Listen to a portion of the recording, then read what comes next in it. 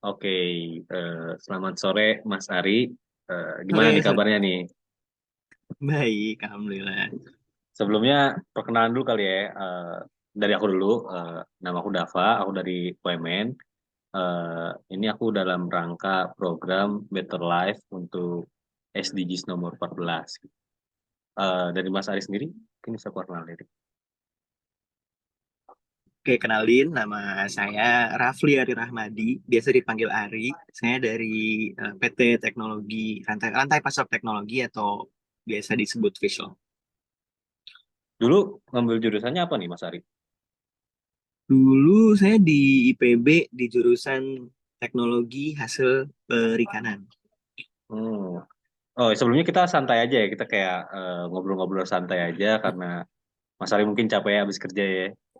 Kita ngobrol santai Iya, aja. iya, boleh, boleh. Ah, dulu pertama kali kuliah, kenapa sih ngambil jurusan teknologi perikanan ya, kalau nggak salah tadi ya? Ya, Teknologi Hasil Perikanan. Kalau Hasil perikanan. dulu itu ngambil kuliah di THP ya, sebutannya Teknologi Mhm. Hasil Perairan itu karena eh dulu ngelihatnya pas SMA tuh, wah kita Indonesia dikelilingin laut ya gitu, maksudnya kok kita Bener. kemana-mana pasti ada laut, cuma kok Bener. ya penasaran aja ada nggak sih sebenarnya jurusan yang lebih apa ya namanya me-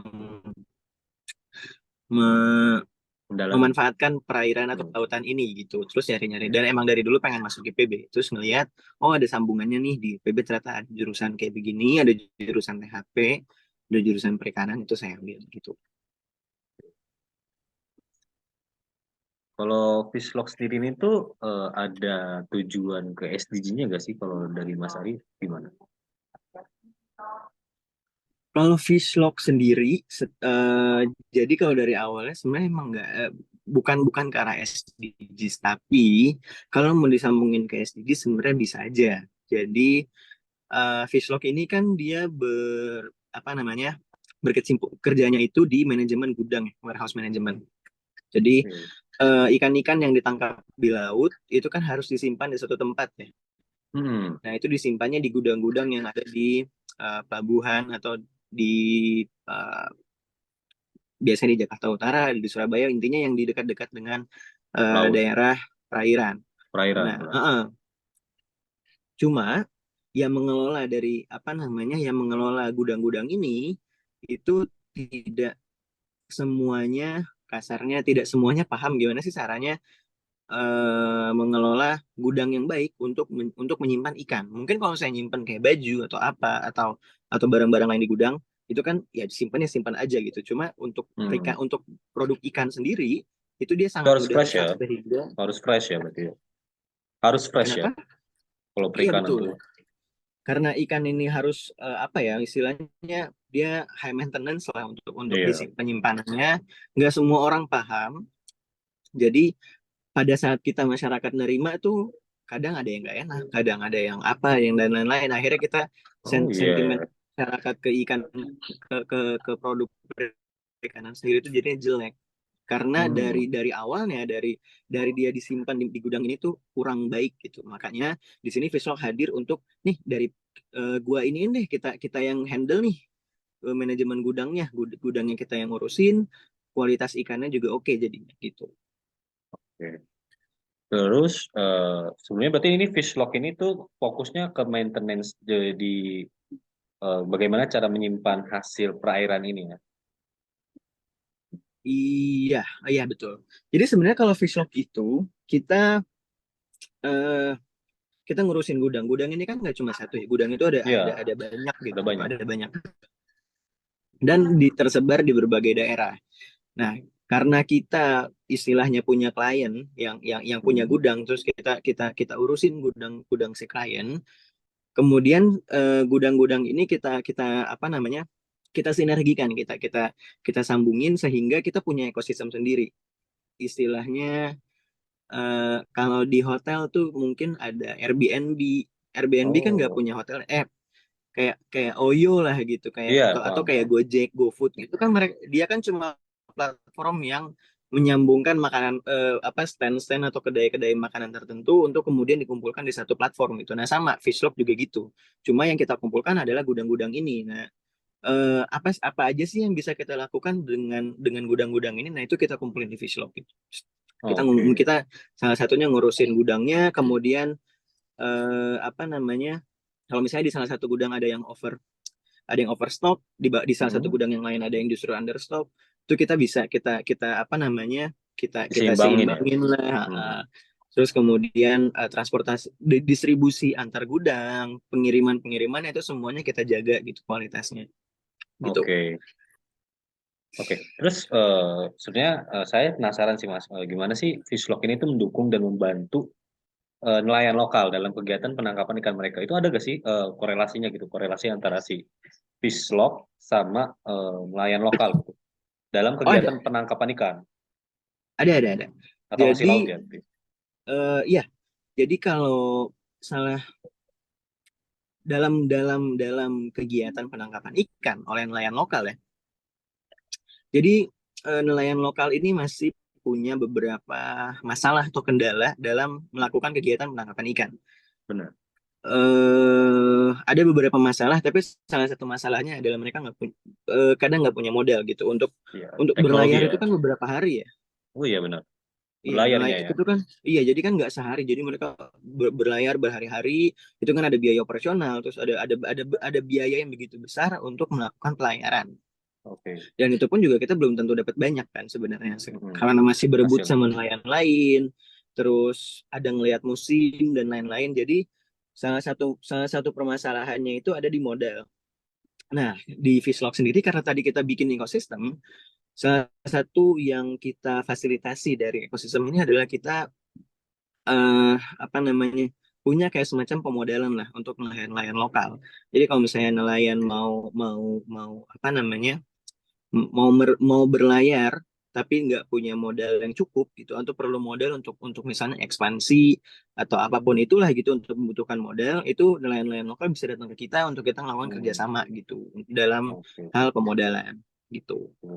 Berarti dalam inisiatif atau program dari Fishlock untuk membantu nelayan lokal atau komunitas si nelayan ini tuh dari sisi modal ya. Kalau dari sisi lainnya mungkin ada gak? Mungkin ada yang lainnya. Bentar, ini terpotong ya, gue mikir Awan, awan, awan, slow. apa ya, karena yang gue ingat itu ada sih. Ayo. Oh. Jadi apa namanya, paling selain selain dari pemodalan, Fishlock itu membantu nelayan lokal secara tidak langsung, tidak secara langsung. Eh, jadi karena kita memanajemen atau mengatur, memanage gudang tadi, salah satu yang kita atur dalam dalam apa namanya, dalam dalam pengorganisasian gudang ini adalah penyalurannya. Oke. Jadi kalau tadi yang contoh yang saya bilang itu ada yang overstock, ada yang understock. Nah, itu kita atur. Kenapa? Karena eh, kalau misalnya dia overstock, salah satu masalah yang timbul adalah balik lagi ke kesegaran ikannya, kualitas ikan yang dihasilkan. Kalau misalnya kualitas ikan yang dihasilkan kurang baik, maka penyerapan ke masyarakatnya juga kurang. Ketika demand dari masyarakatnya kurang, maka si nelayan juga untuk apa berlayar kalau misalnya dari demand dari masyarakatnya kurang gitu. Jadi Oke. salah satu tujuan dari manajemen gudang ini adalah supaya tingkat penyerapan ikan ke konsumen di masyarakat itu semakin meningkat. Ketika penyerapannya semakin meningkat, maka demand atas produk perikanan semakin meningkat, sehingga juga membantu nelayan ya makin laku lah gitu istilahnya. Iya. Berarti itu tantangan sebenarnya. Itu tantangan dari nelayan-nelayan ini ya. Selain misalnya kalau kalau tantangan selain itu apa sih? Misalkan ada tantangan kayak mereka tuh nelayan juga harus menjaga ekosistem laut kan, karena kalau Oh iya. yang kalau kalau kalau di SDGs nomor 14 ini tuh kita ngomongin soal ekosistem laut secara keseluruhan. Nah, Hmm. gimana sih cara mereka tuh biar tetap jalan gitu, tetap jalan, tetap nyari hasil tangkapan kayak udang laut, cumi ikan or something, tapi tetap melindungi mereka gitu, melindungi lingkungan di laut gitu, biar si ekosistem ini tuh nggak hancur. Dari Fishlock tuh ada gak sih? Maksudnya kayak mungkin Mas Ari sendiri pribadi mungkin ya karena udah belajar juga ya. Mungkin ada Iya, gak iya. sih dari si nelayan ini? Atau dari Fishlock mungkin ngasih kelas untuk eh, nelayan ini lebih lebih berpengetahuan atau ada nggak dari Fishlock? Kalau dari Fishlock sendiri sih ke nelayan langsung nggak ada ya. Kalau misalnya kelas, mungkin Fishlock ada, tapi untuk manajemen warehouse-nya, untuk jadi QC Hmm. atau jadi, eh aduh saya lupa namanya apa, tapi lebih ke gudang, lebih ke warehouse management. Tapi kalau ke nelayan langsung nggak ada. Tapi menurut saya pribadi sebagai yang dulunya mempelajari perikanan, Hmm. untuk ngejaga ekosistem itu paling dasar ya cara menangkap ikan sih. Dari cara Oh nangkap gitu ikan ya. kita, mas meskipun sebenarnya akhir-akhir ini udah jarang penggunaan kayak pukat, kayak kayak bom bom ikan, Bom, ada itu ngakin bahaya, gitu-gitu, itu kan sebenarnya ngerusak kan. rusak benar. Itu yang apa namanya, harus dikurangin. Sebenarnya itu bukan itu itu tanggung jawab bersama untuk memahami itu, tapi sebenarnya akan lebih baik ketika itu dipahami oleh nelayan, dipahami oleh stakeholder, yaitu nelayan-nelayan yang melakukan kegiatan penangkapan, yang kemudian diedukasi oleh pemerintah. Seharusnya segitu ya idealnya. Oke, iya benar. Jadi nelayan tahu bahwa, oh, mengambil ikan dengan bom atau mengambil ikan dengan disetrum, meskipun kayaknya kalau di laut nggak Iya, penggunaan pukat agak yang bahaya ya. yang berujung pada overfishing, itu sebenarnya itu harus diatur sebenarnya oleh pemerintah. Hmm. Oke, oke. Kan nggak paham gitu bahwa, oh, dengan overfishing akan merusak ekosistem, akan mengganggu keseimbangan ekosistem dan lain-lain dan lain-lain. Makanya regulasinya sudah dibuat oleh pemerintah, cuma apakah diawasi dengan baik, kemudian apakah nelayan paham gitu, sehingga nelayan juga tahu bahwa, oh, kalau misalnya gue overfishing, ke depannya gue nggak akan mendapatkan akan justru tingkat penangkapan ikan akan turun gitu. Turun. Oke, oke. Berarti emang ini ada dampaknya lebih gede ya kalau emang dia tuh nggak paham tuh kalau cara penangkapan ikan yang baik tuh gimana. Bahkan kalau dalam konsep keberlanjutan ya SDGs itu kita juga harus menjaga ekosistem laut dengan baik karena kalau kedepannya terus-terusan pakai bom itu kan nggak bagus juga ya. Lama-lama habis juga gitu ya. Rusak Hmm, malah. Nah, iya rusak. next gue penasaran deh.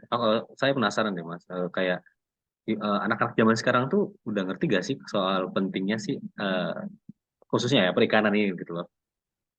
Menurut Mas gimana? Menurut saya, kalau misalnya isu perikanan itu menjadi lebih lebih apa ya, lebih dibahas di kalangan anak muda ya. Hmm, Seharusnya sih mereka, karena ini isu yang sebenarnya mudah dipahami gitu. Bukan benar. bukan isu yang rumit sekali tuh, enggak. Isunya mudah dipahami tapi eh, nggak nyampe gitu ke kita anak muda sebenarnya. Jadinya yang tahu-tahu soal isu ini ya paling anak, balik lagi ke anak-anak perikanan atau apa namanya, orang-orang yang berkecimpung di dunia perikanan. Padahal sebenarnya isu ini berat tapi mudah dipahami gitu. Kalau misalnya kita ada apa ya, ada suatu metode komunikasi yang baik untuk menyuarakan isu ini ke anak muda, eh, pemahaman pemahaman tentang isu ini di anak muda tuh menurut saya bisa bisa apa ya, bisa worldwide gitu, bisa lebih merata gitu pemahaman anak muda soal isu ekosistem atau isu apapun di soal kelautan.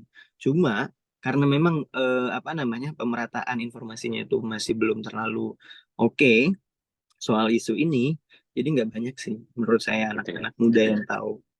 Orang-orang kurang aware ya, apalagi anak-anak Gen Z kan semuanya kan sekarang mainnya TikTok, HP yang Iya, isu isu yang mereka sebenarnya sering ambil tuh malah yang viral aja gitu. iya, Sedangkan isu kelautan tuh kurang kegoreng lah iya istilahnya. kurang kegoreng lah ya kalau bahasa kita sekarang ya Mas ya. Nah, menurut Mas sendiri tuh SDG 14 ini penting nggak sih buat masyarakat Indonesia? Maksudnya kayak orang-orang tuh perlu tahu gak sih kalau kita tuh ternyata harus menjaga ekosistem laut. Kalau ini rusak, kalau ini kenapa-napa, kalau ini nggak dikelola dengan baik itu tuh sebenarnya kita juga nanti yang mungkin 2025 or something kita tenggelam. Mungkin ada Mas pernah dengar kali ya 2041 Iya, iya. Indonesia bakal tenggelam gitu kan kan karena ekosistem laut ini. Nah, menurut Mas sih penting nggak sih SDG 14 ini buat diketahui masyarakat seluruhnya bahkan? buat masyarakat Indonesia secara khusus ya, menurut saya itu penting banget karena Indonesia itu kalau nggak salah 70% dari wilayah Indonesia secara keseluruhan itu Laut. kelautan. Jadi Indonesia ini kan luas banget ya dari Sabang sampai Merauke. Cuma daratannya itu lebih kecil ketimbang wilayah lautnya. Jadi kita benar-benar dari dulu kan kita selalu dengar Indonesia negara maritim bahwa sebenarnya Indonesia ini sangat bergantung pada apa namanya, sangat dipengaruhi dan sangat bergantung dengan kehidupan kelautan. Kalau misalnya ada apa-apa sama lautnya, ya yang kena kita kita juga gitu. Benar sih, benar. Ya, nanti kalau apa-apa tenggelam kan, Jakarta tenggelam ya. Kita Iya, juga yang kena, karena ekosistem lautnya juga yang nggak dijaga gitu. Terus nih, benar. saya penasaran juga dalam konteks SDG 14, gimana sih kita bisa memastikan kalau kita tuh bisa keberlanjutan gitu dalam pengelolaan sumber daya laut, dalam ekosistem perairan juga, kelautan juga. Terus ada gak sih peran pemerintah untuk mencapai tujuan ini? Mungkin Fishlock pernah berkolaborasi mungkin dengan pemerintah, gitu. Ada gak Mas? Ntar, dikat ya. Wah, panjang banget. Gimana tadi? Bisa diulang nggak? Ya, dalam konteks SDG nomor 14 tentang ekosistem kelautan, menurut Mas sendiri tuh gimana sih kita bisa memastikan keberlanjutan pengelolaan sumber daya laut dan juga ekosistem laut itu sendiri? Terus ada gak sih peran pemerintah untuk bisa mencapai tujuan SDGs nomor 14 ini? Menurut Mas gimana? Oke, jadi kalau ini ngomongin soal keberlanjutan ya, Hmm. untuk sumber daya laut dan ekosistem laut itu sebenarnya beda. Kalau sumber daya laut itu kan apa yang dihasilkan dari kelautan itu sendiri, sedangkan kalau ekosistem itu ya tempat dia tinggal dan lain-lain. Kalau sumber daya laut itu bisa nggak sebenarnya nyambung sih dengan ekosistem laut. Oke, jadi untuk keberlanjutan dari kesehatan ke ekosistem laut dan sumber daya laut itu sebenarnya bahkan kita masyarakat masyarakat sendiri, maksudnya masyarakat pada umumnya gitu sebenarnya bisa banget untuk apa namanya menjaga ekosistem laut. Meskipun anggaplah saya di Bogor gitu jauh dari laut, Hmm. tapi sebenarnya bisa karena air-air dari laut ini kan mengalir lewat sungai dan sungai Betul, ini yang apa namanya lebih dekat ke kita masyarakat gitu. Kita betul. masih ada kebiasaan buang sampah di sungai. Kemudian kalau misalnya apa pabrik-pabrik itu Hmm. saluran pembuangannya Limbah, dibuang ke sungai. Iya, limbah-limbahnya itu betul. dibuang ke sungai sehingga dari sungainya sendiri itu udah apa namanya? Udah kualitasnya udah jelek gitu. Eh Hmm. pada akhirnya ikan-ikan yang kita tangkap dari sumber daya laut, sumber daya perikanan yang ada di sungai, yang ada di danau itu jadi kualitasnya jadi kurang. Kayak misalnya kita suka makan apa namanya kerang, cuma karena kerang kerang itu kan dia makannya kayak model vakum ya, kayak vakum cleaner Betul. dia menghisap, Iya, jadi dia nggak milih-milih makanan apa aja dia serap, termasuk racun-racun yang dikeluar yang dibuang oleh eh, pabrik-pabrik yang tidak pabrik-pabrik. bertanggung jawab lah, gitu. Terus habis itu kerang-kerang itu kita makan, jadinya kan balik kenanya ke kita lagi. Ketika ekosistemnya rusak, kenanya ke kita lagi. Terus air-air sungai ini mengalir ke laut, sehingga merusak ekosistem laut juga. Betul, betul. Jadi kalau misalnya mau ngomongin keberlanjutan dari apa namanya eh, kesehatan ekosistem dan sumber daya, dari ya emang seharusnya pemerintah sih, tapi dari kita sendiri sebenarnya bisa minimal ngejaga ngejaga apa namanya ngejaga kebersihan di sekitar kita gitu. Kalau dari pemerintah sendiri yang bisa dilakukan menurut saya adalah mengawasi regulasi yang sudah dibuat ya. Karena Hmm. peraturan-peraturan terkait penjagaan keberlanjutan penjagaan ekosistem ini sebenarnya sudah diatur. Tapi apakah diawasi dengan baik oleh pemerintah kan kita nggak tahu. Regulasinya sudah ada, nah tapi implementasinya atau aplikasi dari apa namanya dari pemerintah itu harus lebih gencar sih menurut saya gitu. Oke. Oke. Sebenarnya topiknya udah kelar ya. Kita udah nggak ada yang mau diomongin lagi. Makasih banyak Mas Ari atas waktunya. Sama-sama. Sip. Makasih ya.